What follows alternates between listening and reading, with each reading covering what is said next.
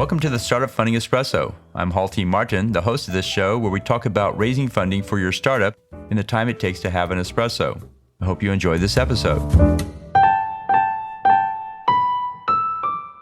Hello, this is Halti Martin with the Startup Funding Espresso, your daily shot of startup funding and investing. The coronavirus pandemic impacts many parts of the economy, including IT and cybersecurity. We'll see changes in the following ways. With the shift to distributed employees and remote work, there will be more people logging in from remote locations. This opens the door for more cybersecurity attacks. Remote users with their own devices will take more time to monitor and repair when attacked. Remote devices will need login and access to databases and other resources.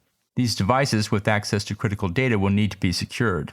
It's important to monitor data wherever it is stored, even if it's at a remote location. Data can spread, making it harder to define and protect that data. Collaboration tools open up risk for cyber attack. Ease-of-use software means easy to attack. Encryption tools need to be applied to collaboration and messaging tools. Security breach plans need to account for the new remote workforce. Remote workers have been in use for some time, but with the entire company on remote work format, brings a new challenge to cybersecurity. Thank you for joining us for the Startup Funding Espresso, where we help startups and investors connect for funding. Let's go start up something today. Halti Martin is the director of Investor Connect, which is a 501c3 nonprofit dedicated to the education of investors for early-stage funding. All opinions expressed by Hall and podcast guests are solely their own opinions and do not reflect the opinions of Investor Connect. This podcast is for informational purposes only and should not be relied upon for the basis of investment decisions.